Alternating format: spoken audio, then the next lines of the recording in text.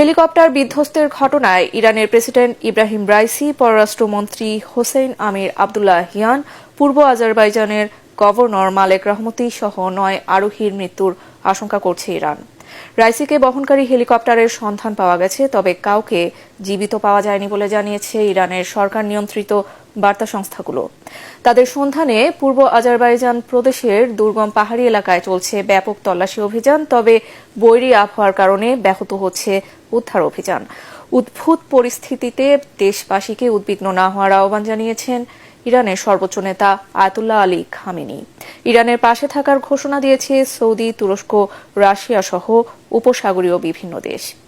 আরও জানাচ্ছেন শরীফুল ইসলাম। রোববার আজারবাইজান সীমান্তবর্তী এলাকায় একটি বাঁধ উদ্বোধন করতে যান ইরানের প্রেসিডেন্ট ইব্রাহিম রাইসি। সেখান থেকে 3টি হেলিকপ্টারের বহন নিয়ে পূর্ব আজারবাইজান প্রদেশের রাজধানী তাবরিজে ফিরছিলেন রাইসি ও তার সঙ্গীরা। পথে জোলফা এলাকার কাছে প্রেসিডেন্টকে বহনকারী হেলিকপ্টারটি বিধ্বস্ত হয়, তবে নিরাপদে গন্তব্যে পৌঁছায় অন্য দুটি হেলিকপ্টার। বিধ্বস্ত হেলিকপ্টারে পূর্ব আজারবাইজান প্রদেশের গভর্নর মালেক রহমতি এবং ইরানের সর্বোচ্চ নেতা আয়াতুল্লাহ আলী খামেনির মুখপাত্র আয়াতুল্লাহ মোহাম্মদ আলী আল হাশেম ছিলেন। দুর্ঘটনার কয়েক ঘণ্টা পর বিধ্বস্ত হেলিকপ্টারটির অবস্থান শনাক্ত করা গেলেও তাদের জীবিত কাউকে পাওয়া যায়নি। সবার মৃত্যুর আশঙ্কা করছে ইরান সরকার।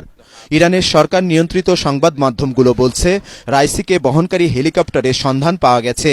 সেখান থেকে 2 জন ব্যক্তি যোগাযোগ করেছেন তাদের সঙ্গে, কিন্তু বৈরী আবহাওয়ার কারণে উদ্ধার অভিযান ব্যাহত হচ্ছে বলে জানিয়েছেন ইরানের স্বরাষ্ট্রমন্ত্রী। প্রেসিডেন্ট সীমান্ত এলাকা পরিদর্শন করে ফিরছিলেন, কিন্তু খারাপ আবহাওয়া ও ঘন কুয়াশার কারণে তার হেলিকপ্টারটি অবতরণ করতে বাধ্য হয়। তবে আরোহীদের সন্ধান পেতে সময় লাগছে, কারণ সেখানে আবহাওয়া পরিস্থিতি খুবই বৈরী। উদ্ধার কাজও তাই ব্যাহত হচ্ছে।